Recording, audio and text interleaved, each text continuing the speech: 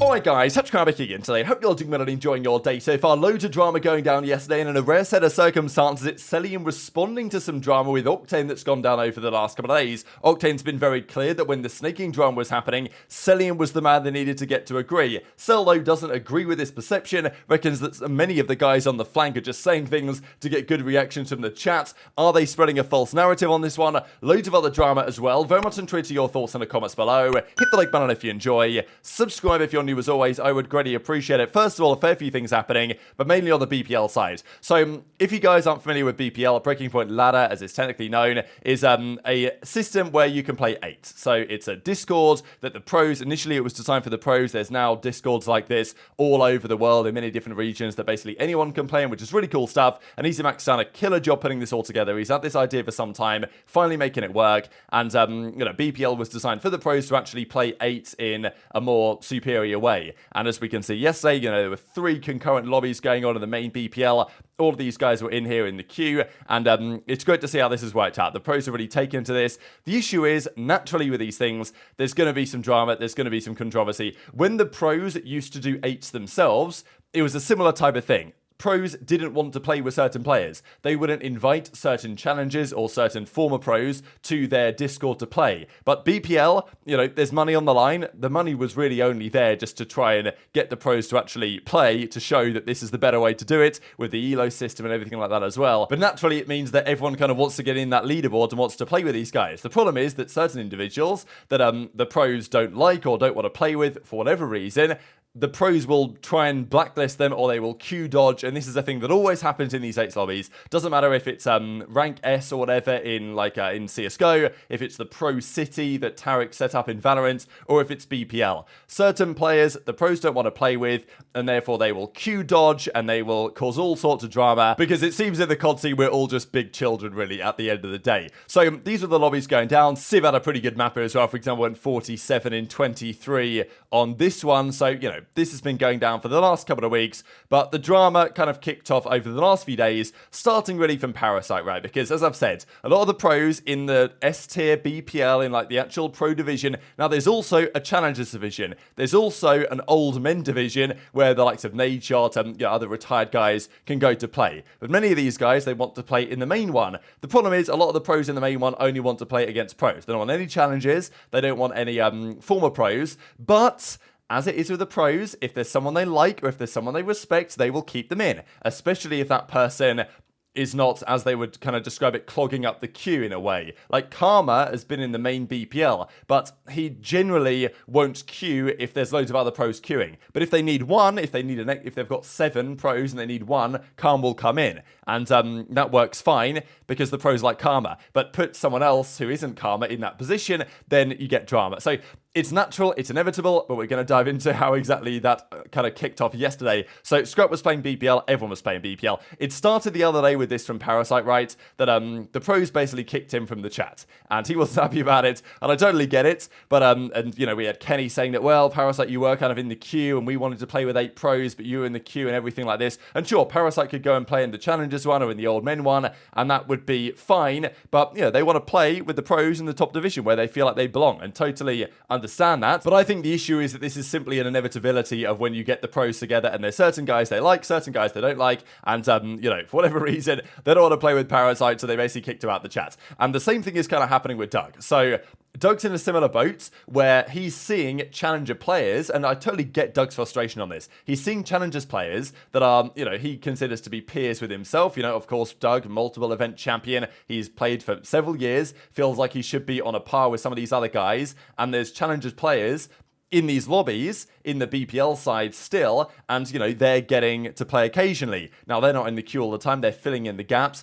and generally it's just because the pros will tolerate these people, and we're like, okay, fine, you can play, but there's certain guys, like Doug or like Haggy, that they either don't like or they don't want to play with, And this is just the thing. Certain pros, like, can you imagine Scrappy, just as an example character, but there's probably many in a similar boat, that would queue into a BPL, they would go, okay, let me queue, they'll find 8 players, it'll randomly assign teams, and Scrappy gets teamed with Doug. Scrappy's like, oh, no, I'm not playing it. You know how it'll go. Like, you guys know how it goes. So, anyway, as Doug says, I was blacklisted by the pros and sent up to the Shadow Realm into the depths of challenges, poured my heart and soul into elevating my game and my teammates' game to be in the position I'm in today. Annoying to see. And I totally get the frustration, and, you know, a lot of the frustration has been taken out on aBeZy, who, you know, set this thing up initially and runs it. And sure, you know, he could try and take a stand, but at the end of the day, if aBeZy said, no, we want to get Doug in, we want to, you know, get these players in, there's got to be some sort of criteria. aBeZy said before he even set it up that his intention was to have a council of pros that would decide.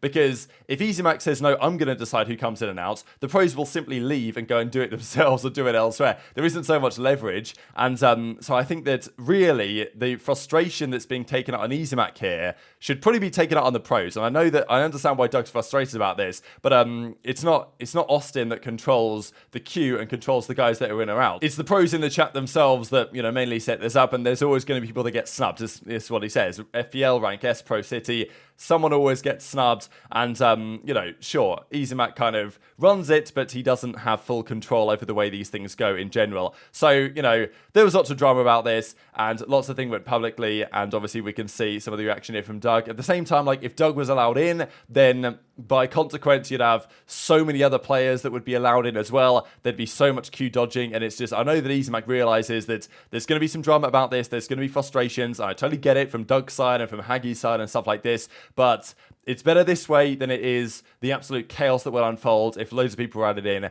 And there is a challengers queue for a reason. There is an old man queue or whatever for a reason where, you know, these guys can go and play. Even we've got Jacob defending aBeZy on this one. So, you know, Doug says get a backbone and stand up for the right thing. You've got to stop gatekeeping. And, you know, Jacob says, look, it makes perfect sense to keep the BPL lobby split for pros only. If it dies down at some point, he could reconsider. But right now, there's 2 pro lobbies going at all times. So, you know, look, aBeZy's done a great job setting this up in the first place. It's just, I know that Austin knows that this is how it goes, that you do something good and then inevitably you get trash for it. And I think Parasite realizes that as well, because as Austin says here, like, you're getting so much hate about this, like, I'm sorry about that. Listen, man, I've no problem with you, but I just expect better from my peers. I like what you're doing and the effort you've been putting in. I've been a proponent for some of this stuff for a long time. So I think Parasite realizes that it's not really on aBeZy, it's more on the fact that the players don't want to play with him at the end of the day. Otherwise, they would keep him in. Same story with Karma. But then it kind of goes next level, right? Because yesterday, Karma then tweets out, I haven't and won't be playing any more pro BPL.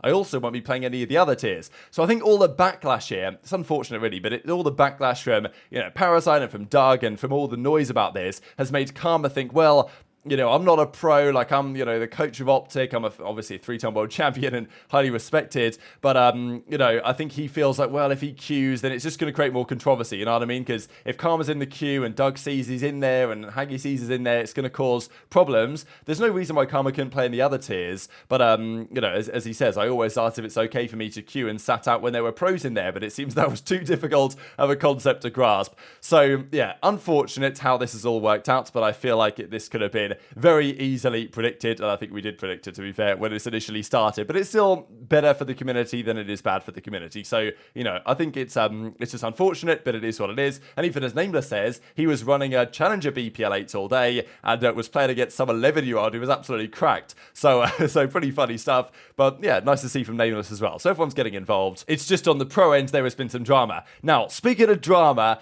we've got to get into this Cellium versus Octane thing. It's pretty rare that we see Cellium streams, and he's a funny character, no doubt about it, but it's quite rare that we tend to see Cellium, you know, call out somebody or clap back in some way. Now, this was the tweet from Octane the other day, where he says, you know, you need 9 or 12 teams to GA it, but really all you've got to do is ask one player, because his implication was that everybody in the league wants to ensure that snaking is gone, but there's one player that doesn't. You know, Octane has also implied this for a long time, and Octane has been quite clear, I think, and he hasn't changed his opinion on this, that for many years Octane has been of the opinion that ever since Cellium came in and kind of refused to stop snaking, that's kind of, you know, there's a correlation between when Cellium came into the league and when snaking started to become a problem and people could seemingly not GA it. And whether you think that's fair or not to put the blame on Cellium, Octane has implied previously that he thinks that is at least part of the reason. Now, he's also said this on the flank at times, or at least has come close to saying this on the flank, and has therefore not maybe held his tongue a little bit. So Octane says here in a second, in a reply to a Reddit comment, that yeah,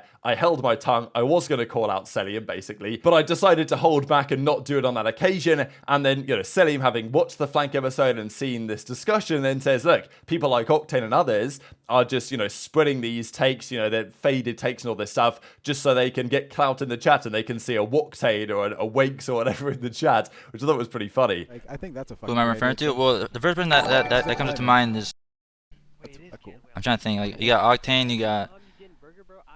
People on the flame, bro, like, people on the flame who try to, like, throw shade, but just, just try to be weird and shit. Alex, turn for 92. Alex, thank you so much, bro. Appreciate you, man. Thank you, bro. How we doing? I'm doing good, bro. I'm doing good. I'm just chilling tonight, watching Nate. I'm chilling though. I actually hit some perfect wall. Nah, but like, bro, like the people on the flank just all like, bro, like those pros / retired content creators, or like the things they call themselves. Just, all those guys just go for dope in chat, bro. Those guys love seeing like WW. And then their gamer tag next to it. It's actually comedy. Those guys get harder than shit. Anyway, I did. Not gonna lie. Wait, where's it? Yeah, no, I kind of held my tongue the other night. We were talking about the staking thing. I was like right on the edge, but I didn't want to like stir the pot too hard. But 100% this guy's right. I almost did, but I held off for sure. Nah, dude. Pat was like kind of right last night about like when it started, like all of this shit, and it was like BO4 to MW, because that's what I said, but it was like when all these like S&D kids came into the league is when all this shit started happening. So Cell's a nasty player, no doubt about it. But what do you think about Cell's kind of perspective on this, on the whole false narrative thing? Like, we know that the false narrative thing started a couple of years ago when there was lots of talk from, it was Formal initially, who basically said that people who were snaking are weirdos. And, we then got a classic thumbnail out of that. And then there was some follow-up to it as well, of course. Oh, this big snake, I miss these days. Good times. But obviously, Cell then quote-tweeted this and said this false narrative being pushed is nothing but lies. And then there was a lot of response from other pros, such as Kenny, saying, look, brother, sure, you're nasty, but I don't know if these are lies, It's like Octane and others have definitely implied that Cellium has been one of the chief culprits, if not, the super culprits for all of this type of stuff. And, then Cell's going to say, oh, no, they're faded for saying this, or it's false narrative and it's just lies and stuff like this. But, I don't know, other pros seemingly disagree on that stuff sometimes. I don't know, intrigued your thoughts in the comment section below. But at the end of the day, as we saw Crowder say earlier today, Cellium has apparently not done it anymore. It's basically switched it off as soon as the GA comes through. Sellers agreed not to do it, and he's not doing it any longer. So hopefully that is maintained, and if that is maintained, then, well, we should be in for a much more entertaining season to watch and to play, I imagine. Just to quickly mention, Darreel's show that he's doing went live last night with Sib. Really interesting episode, actually. Lots of ground covered in this, and we might have to talk about some of the clips over the coming days, because there's some pretty spicy stuff, and if you guys want to check it out, you can find it on the Breaking Point YouTube channel, all that good stuff. So hit the like button if you enjoyed, subscribe if you're new, take care, and I'll see you next time.